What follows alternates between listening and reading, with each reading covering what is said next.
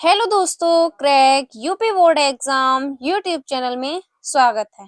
तो आज है आपकी फिजिक्स का फर्स्ट डेरिवेशन। जैसा कि हमने लास्ट 30 डेज की फिजिक्स की स्ट्रेटेजी वाली वीडियो बनाई थी, उसमें हमने आपको बताया था कि डेरिवेशन की आपको रोज 9 बजे इम्पोर्टेंट वीडियो मिलेगी और उस वीडियो में सिर्फ आपको एक डेरिवेशन कराया जाएगा और वो डेरिवेशन आपके बोर्ड एग्जाम 2026 के लिए बहुत ही ज्यादा इम्पोर्टेंट होने वाला है। ठीक है, तो 20 से 25 आपको मोस्ट इम्पोर्टेंट डेरिवेशन कराएंगे जो कि बोर्ड एग्जाम 2026 के लिए बहुत ही ज्यादा इम्पोर्टेंट होगा।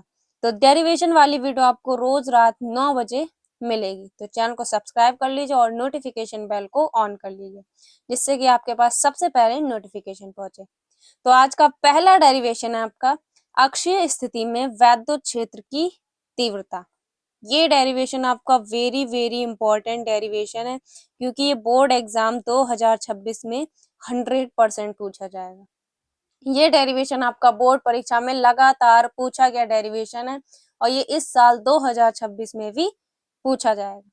तो ये अगर आपका पूछा जाएगा तो लॉन्ग में 5 नंबर आपके कंप्लीट करवाएगा। ठीक है, तो इसलिए हमने आपको ये सीरीज चलाई जिससे कि आप रोज रात को 9 बजे एक छोटी सी वीडियो होगी 10 से 15 मिनट की, उसमें आपका रोज एक डेरिवेशन कंप्लीट हो जाएगा। बाकी हमने आपको चैप्टर वाइज परिभाषाओं वाली मतलब जो भी chapter wise important question theory के बनेंगे वो सारे क्वेश्चन हम अल्टरनेट डेज पर आपको 6 बजे मिल जाएगी वीडियो। मतलब एक दिन छोड़ छोड़कर आपको चैप्टर वाइज इंपॉर्टेंट क्वेश्चन 6 बजे मिलेगी।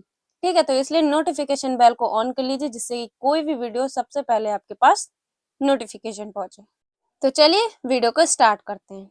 तो सबसे पहले हम लोग इस डेरिवेशन के डायग्राम को समझेंगे क्योंकि डायग्राम सबसे मेन होता है और बोर्ड एग्जाम में सबसे पहले एग्जामिनर डायग्राम को ही देखता है। और अगर आपने अच्छे से साफ तरीके से बनाया तो आपको 2 नंबर स्टार्टिंग में ही डायग्राम से मिल जाएंगे। तो इसलिए सबसे पहले डेरिवेशन करते समय आपको डायग्राम बहुत ही अच्छी तरीके से और साफ तरीके से बनाना होगा। तो क्या है अक्षीय स्थिति में वैद्युत क्षेत्र की तीव्रता। तो एक हमने क्या ले लिया, वैद्युत द्विध्रुव ले लिया, वैद्युत द्विध्रुव ए बी ले लिया। ठीक है, एक वैद्युत द्विध्रुव हमने ए बी ले लिया। एक पर हमने माइनस क्यू आवेश रख दिया और एक पर हमने प्लस क्यू आवेश रख दिया। इसके मध्य में हमने एक बिंदु ओ रख दिया, इसके मध्य में एक बिंदु ओ रख दिया। ए से बी तक की दूरी कितनी थी, 2l थी। ए से बी तक की दूरी कितनी है, 2l है। अब हमने इसके मध्य बिंदु पर एक ओ रख दिया तो इसकी दूरी क्या हो गई, बट गई। जब हमने मध्य बिंदु ओ रख दिया तो इसकी दूरी क्या हो गई, बट गई। यहाँ से यहाँ तक कितनी दूरी है, l, और इसकी यहाँ से यहाँ तक l, तो l l कितनी हो गई, 2l। मतलब पूरी जो दूरी होगी वो 2l होगी। जब हमने मध्य बिंदु ओ रख दिया तो इसकी दूरी l हो गई, यहाँ पे l हो गई। ठीक है, इतना आपको समझ में आ गया होगा।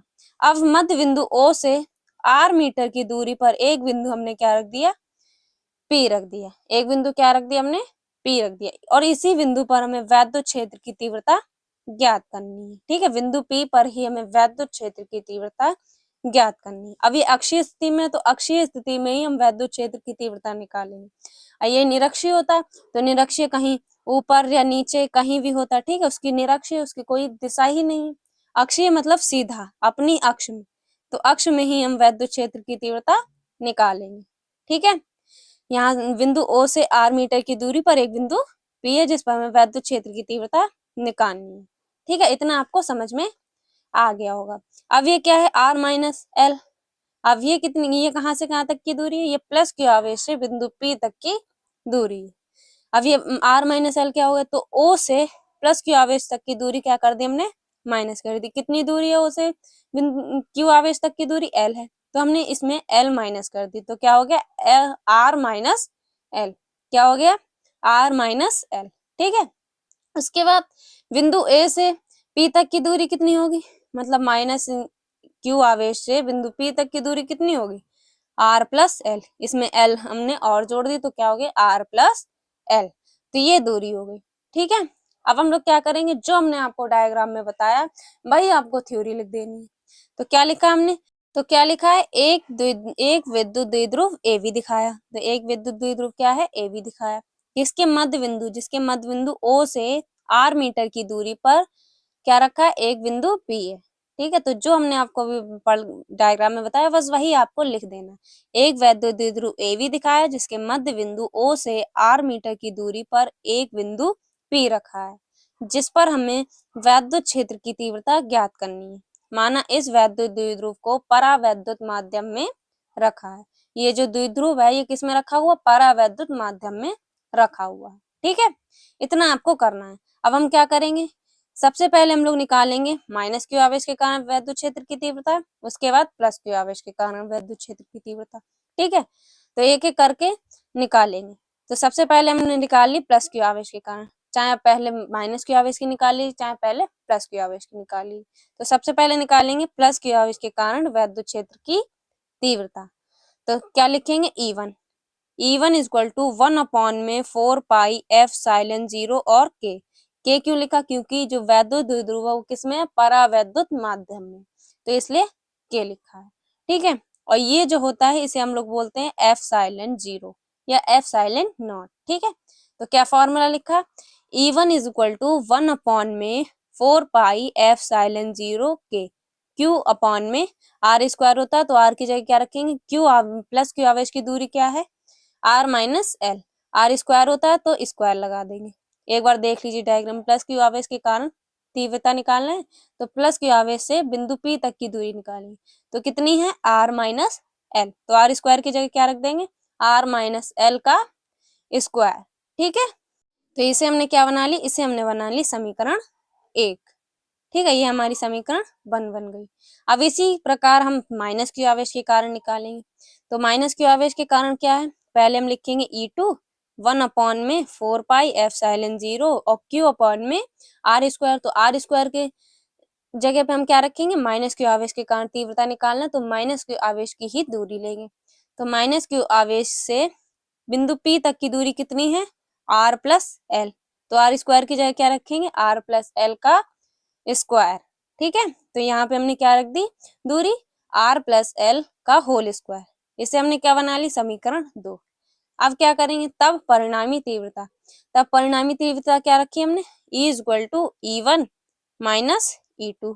अब हम क्या करेंगे? समीकरण 1 को 2 से घटा देंगे, E1 को E2 से माइनस कर देंगे। तो हमने ले ली E1, सबसे पहले E इक्वल टू E रख दिया। E1 का क्या मान है? 1/4 पाई एप्सिलॉन 0 के क्यू अपॉन में आर माइनस एल स्क्वायर। उसके बाद E2 का 1/4 पाई एप्सिलॉन 0 के और क्यू अपॉन में आर प्लस एल का स्क्वायर होल स्क्वायर। ठीक है, तो ये हमने रख दी। उसके बाद हमने क्या करा? इसमें से हमने क्या करा? कॉमन ले लिया। तो क्या कॉमन आया हमारा? इसमें 1/4 पाई एप्सिलॉन 0 के कॉमन आए और क्यू कॉमन है, तो इसे हमने क्या कर लिया? कॉमन कर लिया। तो E equal to 1/4 pi epsilon 0 के और क्यू, ये सब क्या आ गया? कॉमन आ गया। और क्या बचा? 1/ आर माइनस एल का स्क्वायर और माइनस में 1/ आर प्लस एल का होल स्क्वायर। ठीक है, तो ये बचा। अब हम क्या कर देंगे? अब इसकी हम तिरछी गुणा कर देंगे, इसकी इससे गुणा कर देंगे और इसकी इससे गुणा कर देंगे। ठीक है, तो क्या आया? E equal to 1/4 pi epsilon 0 के और क्यू, ये ऐसे ही आ गया। अब हमने इसकी जब गुणा करी तो क्या आ गया? इसकी हमने इससे गुणा कर दी तो आर प्लस एल का होल स्क्वायर, और इसकी इससे गुणा करी तो आर माइनस एल का होल स्क्वायर, और नीचे जैसा था वैसा ही लिख दिया। ठीक है, अब आपको फॉर्मूला पता होगा ए प्लस बी का होल स्क्वायर और ए माइनस बी का होल स्क्वायर का फॉर्मूला। तो हम क्या कर देंगे? इसे खोल कर लिख देंगे। आप यहाँ पे समझ लीजिए कि ए प्लस बी का होल स्क्वायर वाला यहाँ पे फॉर्मूला खोलेगा। तो क्या फॉर्मूला होता है?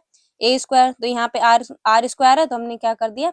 इसे ए मान लीजिए आप, तो A square plus R square, तो यहाँ पे आर है R square plus L square, और क्या होता है? 2ab, तो 2 रख दिया और आर एल 2rl रख दिया। ठीक है, 2ab की जगह क्या रख दिया? 2rl, क्योंकि यहाँ पे r और l है। तो हमें क्या करना? फॉर्मूला खोल के लिखना है। उसके बाद r माइनस एल स्क्वायर है तो R square plus L square minus 2rl। अब क्या कर देंगे? काट देंगे, r से r कैंसिल हो गया। ठीक है, l से l कैंसिल हो गया, क्या बचा? 2rl 2rl 2rl 2rl क्या होगा? 4rl 2rl क्या हो गया? 4rl, और ये कॉमन चल रहा है तो ये कॉमन आपका चलता रहेगा। अब क्या लिखा है? 4rl अपॉन में R square minus L square.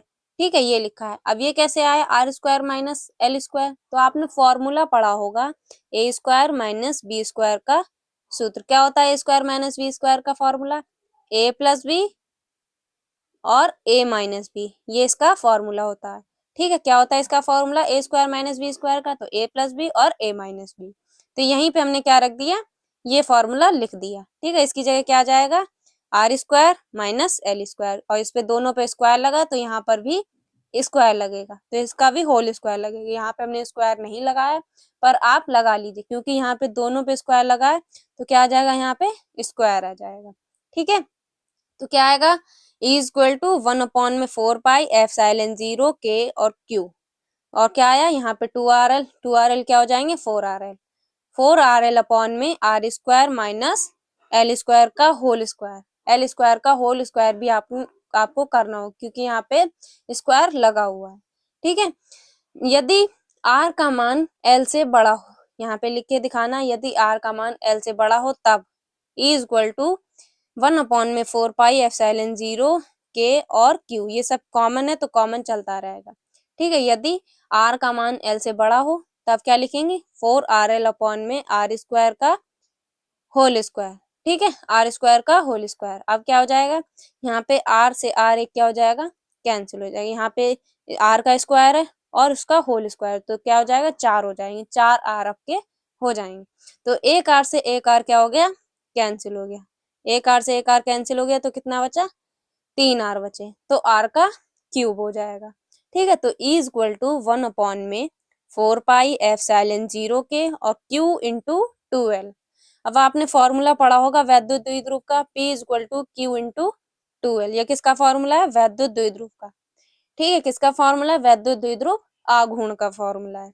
तो चूंकि करके आपको फॉर्मूला भी लिख के दिखाना है, जो आपने रखा है वो फॉर्मूला भी आप लिख के दिखाइए। तो यहाँ पे हमने क्या फॉर्मूला रखा था, चूंकि Q into 2L equal to P, मतलब ये किसका फॉर्मूला है, वैद्युत द्विध्रुव आघूर्ण का फॉर्मूला है। ठीक है, याद रखिएगा, P equal to Q into 2L किसका फॉर्मूला है, वैद्युत द्विध्रुव आघूर्ण का फॉर्मूला है। ठीक है, तो यहाँ पे क्या है, Q इंटू 2L, तो Q इंटू 2L की जगह हम क्या रख देंगे, P रख देंगे, और 2 है तो 2 रख देंगे। ठीक है, मतलब यहाँ पे 2p हो जाएगा आपका। तो क्या होगा, E equal to 1/4 pi epsilon 0 के और 2p अपॉन में r का क्यूब। ठीक है, यही क्या हो जाएगा आपका, अक्षीय स्थिति में वैद्युत क्षेत्र की तीव्रता का डेरिवेशन हो जाएगा। अब यदि माध्यम जो है वो वायु या निर्वात में हो तब k का मान क्या हो जाएगा, 1 हो जाएगा। यदि माध्यम वायु या निर्वात में हो तब k का मान 1 हो जाएगा। तो यहाँ पे आपको लिख के भी दिखाना है, E equal to 1/4 pi epsilon 0। अब k का मान 1 हो जाएगा तो 1 क्या रखेंगे, इसलिए k लिखा ही नहीं, तो 2p अपॉन में r क्यूब। यही क्या हो जाएगा, हमारा वैद्युत क्षेत्र की तीव्रता। बहुत ही ज्यादा इंपॉर्टेंट डेरिवेशन है, 5 नंबर आपके ये बोर्ड एग्जाम में कंप्लीट करेगा। तो फाइनल प्रूवमेंट आपका आ गया अक्षीय स्थिति में वैद्युत क्षेत्र की तीव्रता का। मोस्ट इंपॉर्टेंट डेरिवेशन है, इसको छोड़ना नहीं। और इसका मात्रक क्या होता है, न्यूटन प्रति कूलम। ठीक है, तो आपको मात्रक भी जरूर लिख के दिखाना है। डेरिवेशन अगर आप प्रूव कर रहे हैं, आपने मात्रक नहीं लिखा है तो आपके नंबर कट सकते हैं।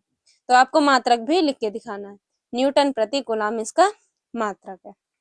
तो ये था आपका अक्षीय स्थिति में वैद्युत क्षेत्र की तीव्रता वाला डेरिवेशन, जो कि बोर्ड एग्जाम में हर साल पूछा जाता है और इस साल भी 100% पूछा जाएगा। फिलहाल तो ये लगातार 4 सालों से तो पूछा जा रहा है। आपका 23 में भी ये पूछा गया था, 24 में भी ये पूछा गया और 25 में भी पूछा गया। तो ये 3 सालों से तो लगातार पूछा जा रहा है, और ये 26 में भी 100% किसी न किसी सेट में पूछा ही जाएगा। ठीक है, तो कैसे किया, सबसे पहले हम लोगों ने प्लस क्यू आवेश के कारण वैद्युत क्षेत्र की तीव्रता निकाली, उसके बाद माइनस क्यू आवेश के कारण तीव्रता निकाली, फिर क्या कर दी हमने, परिणामी तीव्रता निकाली। परिणामी तीव्रता निकाली तो E1 को E2 से माइनस कर दिया, तो E1 E2 से माइनस कर दिया, तो हमारा फाइनल प्रूवमेंट क्या निकल के आया, E equal to 1/4 pi epsilon 0 के 2p अपॉन में r क्यूब। यही अक्षीय स्थिति में वैद्युत क्षेत्र की तीव्रता है। तो ये था आपका अक्षीय स्थिति में वैद्युत क्षेत्र की तीव्रता वाला डेरिवेशन। तो इसको आपको जरूर से जरूर तैयार कर लेना, मोस्ट इंपॉर्टेंट डेरिवेशन है। अगला आपका मोस्ट इंपॉर्टेंट डेरिवेशन होगा निरक्षीय स्थिति में वैद्युत क्षेत्र की तीव्रता। तो ये वीडियो कैसी लगी एक बार कमेंट बॉक्स में बताइएगा। मिलते हैं आपसे एक और इम्पोर्टेंट डेरिवेशन के साथ, तब तक के लिए जय हिंद, जय भारत।